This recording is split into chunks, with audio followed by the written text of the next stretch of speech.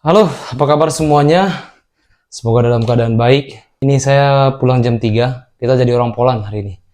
Jadi biasanya orang Polandia itu pulang kerja, jarang banget mereka yang mau overtime. Jadi mereka pasti pulang jam 3 atau 8 jam kerja. Dan hari ini saya menjadi orang Poland karena pulang jam 3 8 jam kerja.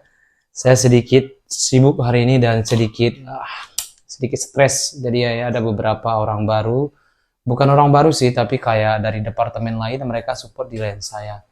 Dan itu ada beberapa orang dan semuanya belum ada experience tentang robot karena saya bekerja di bagian produksi, jadi mereka nggak ngerti sama sekali, jadinya sayanya pusing. eh, dan saya minta ke atasan saya untuk pulang jam 3. Tadinya tidak dibolehin dan saya bilang saya pulang hari ini jam 3 atau besok saya libur. Dan dia bilang, "Oke, kamu hari ini pulang jam 3." Oke, dan diakhiri dan dibolehkan pulang jam 3. Sebenarnya itu tidak patut dicontoh ya, tapi kan karena masih ada pengganti saya gitu, dia masih bisa nge-backup dan masih ada kayak bagian atasan saya juga masih bisa ngebantu gantiin saya di sana. Jadi ya pikiran juga nggak enak gitu, jadi pulanglah sebentar.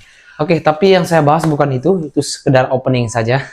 Jadi gini guys, saya ingin membahas sedikit karena beberapa hari ini masih ada yang masuk DM dengan bertanya bagaimana awal proses dan bagaimana step by step dan bagaimana prosedurnya untuk bisa dan sampai ke Polandia, dari mulai daftar di Indonesia hingga terbang ke Polandia.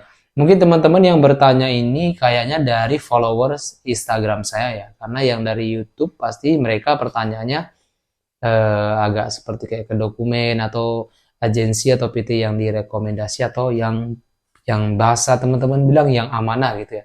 Namun tidak apa-apa, untuk teman-teman yang belum tahu tentang info-info keberangkatan step by stepnya, kalian bisa scroll video saya ke bawah dan cari video yang kalian sesuai pertanyaan kalian. Biasanya saya sebutin di thumbnail atau judul daripada video tersebut. Jadi kalian bisa tonton videonya. Namun saya nggak bosan-bosan juga untuk menjelaskan dari awal gitu. Tapi sambil kita ngobrol, saya akan makan apa namanya? Ini makan siang apa makan sore, Gus? Makan sore. Kita akan makan dulu karena pulang tadi agak macet jalannya, agak telat sampai ke rumah. Agak telat sampai ke rumah. Jadi kita mampir ke tempat kebab. Di sini harganya 50, sekitar 50 zloty atau 49. Kita yang SL tadi ya? Sipal. 49,5 atau 50 zloty. Berarti kalau dirupiahkan ini 200.000. Anjir. Ini kita kirim ke kampung, satu kebab ini duitnya bisa makan untuk orang rumah nih gue 2 hari itu bisa makan. Ini satu porsi 200.000 kalau uang Indonesia ini. Dan ini ada acar ya. Karena acarnya apa namanya nih? Vegetariannya apa namanya nih? Sayuran. Sayuran itu apa namanya? Saya lupa. Apa sih namanya? Lupa mendadak seperti ini asli nih. Bukan acar, apa namanya? Nanti saya jelasin. Salad. Ini ada saladnya, ada sausnya. Dan ini dia kebabnya. Ini bukan kebab yang kayak ini ya, yang pakai apa namanya? Ada roti roll gitu. Bukan, tapi kita sengaja belinya yang model begini karena yang roll kita hampir setiap hari kita beli. Jadi kita mau coba yang model beginian. Aduh, berantakan banget dapurnya orang ini. Oke, kita buka. Sambil cerita-cerita ya, sambil saya ngejelasin, teman-teman juga sambil dengerin, sambil ngeliatin, nggak apa-apa. Ini bukan niat pamer nih, lapar. Ini makanan paling standar di sini. Dan gini, ini porsinya orang Poland, porsinya orang sini ya. Segini besarnya. Ini kita dikasih menunya nih. Biasanya kita nggak pernah dikasih ini, Gus. Ini karena kayaknya dia karyawan baru dan dia bisa bahasa Inggris. Kita komunikasinya enak, dia nanya, pengen kamu pengen ini, dan dia ngasih brosurnya juga. Pelayanannya bagus. Segini besarnya. Ya, ini kalian lihat segini porsinya. Nih. Ini porsinya orang sini nih. Anjir gak dikasih sendok ya? Agak. Mana? Oh, ada. Dan ini daging semua, daging setengah, kentang setengah.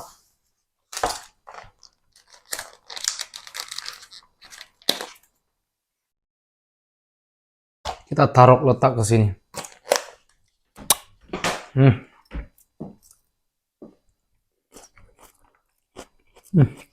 Seger banget siang-siang begini makan sayuran gini.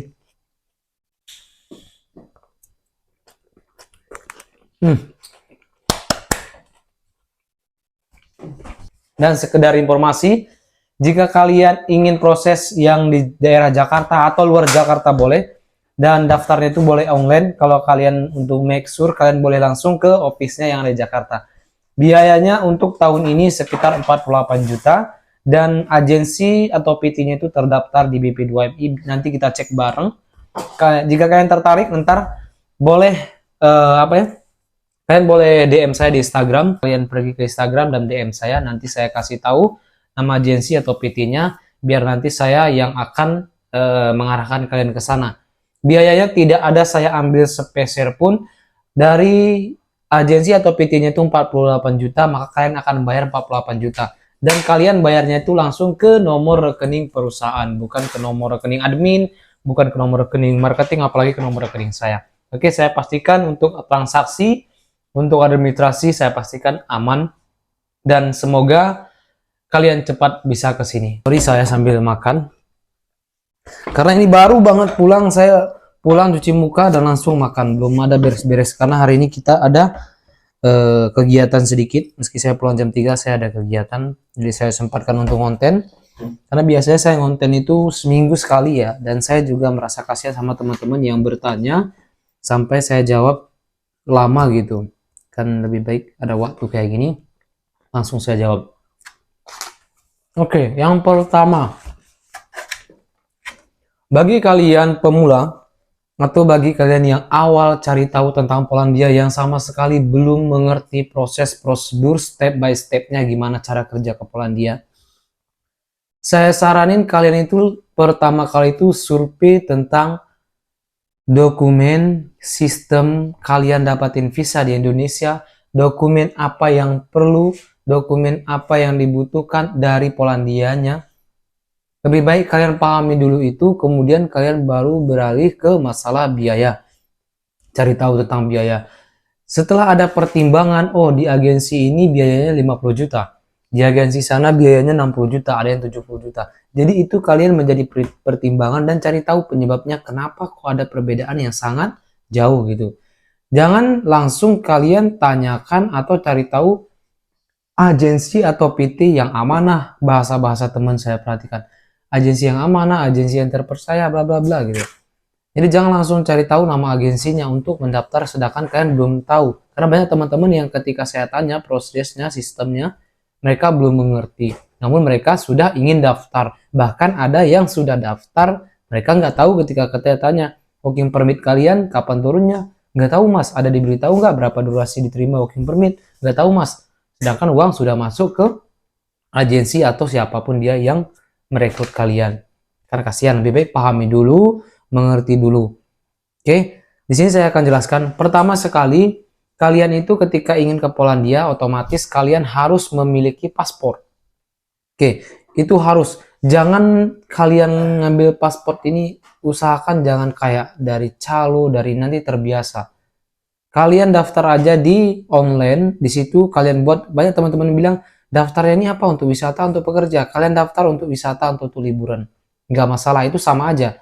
Itu hanya registrasi ketika kalian ingin mendapatkan paspor. Bukan visual paspor tuh, bukan paspor tersebut ditunjukkan untuk hanya wisata saja. Kerja nggak boleh. Bukan begitu ya pemahamannya ya. Itu untuk daftar pengambilan atau pembuatan paspor aja. Oke, setelah kalian miliki paspor, itu biayanya kalau nggak salah ya, saya dulu 350.000. Kalau kalian bayar calo, Berapa Gus kalau calo paspor Gus? Kalau biasanya ambil dia 1 juta sih. 1 juta murah dong. 1,5 juta. 1,5 juta ya? Hmm. Mungkin kisaran antara 1 juta Iya, sampai 3 jutaan gitu ya, tergantung wilayah ya. Alhamdulillah ya. Tergantung wilayah antara 1,5 juta sampai 3 jutaan, itu tergantung wilayah, kan terbuang-buang duitnya itu. Itu bisa cukup untuk tiket kalian ke Jakarta nanti ketika apply visa. Jadi usahakan urus sendiri dulu, oke?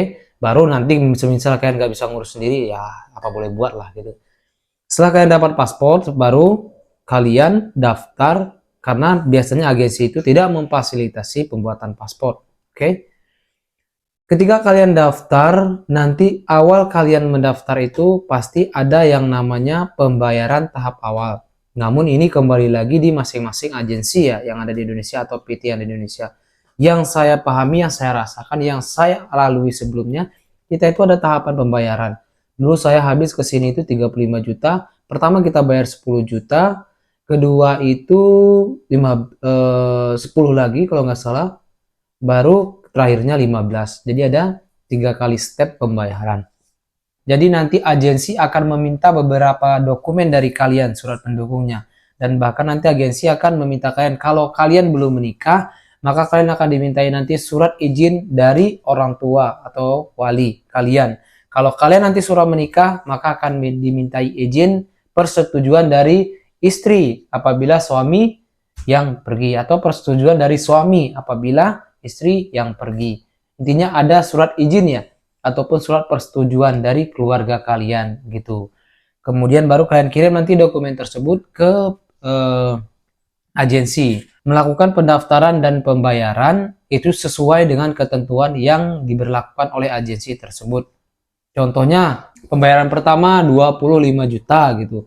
Itu di pendaftaran. Kemudian 3 bulan sampai 6 bulan ke depan kalian akan disuruh menunggu untuk working permit atau work permit atau WP disebut di sini selama 3 sampai 6 bulan. Kita nggak tahu juga itu durasinya. Tapi rata-ratanya 3 bulan. Setelah working permit keluar dari Polandia dan dikirimkan ke Indonesia, kalian harus bayar lagi di tahap kedua. Misalnya nih, bayar tahap kedua itu yang pertama 25 juta, yang kedua 20 juta. Tergantung jumlah keseluruhan biaya-biaya agensinya ya. Karena saya di sini nggak menyebutkan biaya kalkulasi semuanya dulu. Ini seumpamanya. Jadi tahap pertama udah kita bayar pendaftaran, tahap kedua working permit juga udah turun, kalian bayar lagi. Kemudian kalian menunggu untuk appointment visa ke Jakarta. Selanjutnya nanti ketika jadwal visa kalian sudah ada atau kalian sudah nanti pergi ke Jakarta, di situ kalian harus melakukan pembayaran pelunasan sebelum tiket dibeli. Gitu. Kenapa Bang? Dulu banyak yang nanya nih teman-teman. Kenapa nggak hari hanya aja pas saya pergi baru dibayar? Mungkin agensi akan mempergunakan uang yang pembayaran terakhir itu untuk pembelian tiket. Gitu. Jadi itu kita nggak tahu ya. Intinya kita mengikuti prosedur dari mereka. Jadi ketika kalian dapat jadwal visa, kemudian visa kalian udah dapat, baru kalian itu diminta pembayaran terakhir atau pelunasan. Jadi berapa nominalnya biaya yang dikeluarkan, misalnya ada yang 48 juta, ada yang 50 juta, ada yang 60 juta. Jadi pelunasannya itu di terakhir. Di akhir atau pelunasan ketika visa turun. Kalian akan melakukan pelunasan. Terus dari pembayaran tahap kedua sampai ke tahap ketiga itu pembayarannya berapa lama? Kita tidak bisa mengkalkulasikan. Jika ada agensi yang bisa memprediksi, wah ini hebat ini. Karena sampai saat ini sistemnya masih drawing. Oke, jadi kita nggak bisa prediksi antara 6 bulan sampai 1,5 tahun. Itu menurut saya, meskipun ada yang keluar 3 bulan, ada yang keluar 8 bulan, itu alhamdulillah. Jadi prediksinya antara 6 sampai 1,5 tahun. Jadi biar kalian tuh nggak berambisi cepat keluarnya gitu ya, cepat keluar pisahnya. Saya jadi nggak jadi makan ini. Fokus ngejelasin ini saya sulitnya itu. Kalau ngejelasin apa ada di depan saya ini nggak kemakan jadi ya. Bentar saya makan dikit aja biar ada tenaga buat ngomong. Jadi gitu. Jadi tolong pahami kata-kata saya awal tadi, cermati biar kalian mengerti, paham. Oh ini stepnya pembayarannya. Dan seperti yang saya jelaskan di awal tadi ya, Kalian harus cari tahu sistemnya dulu, cari tahu dulu bagaimana prosedurnya. Dan bisa tonton video saya atau ajukan pertanyaan di sini, saya jelaskan lagi.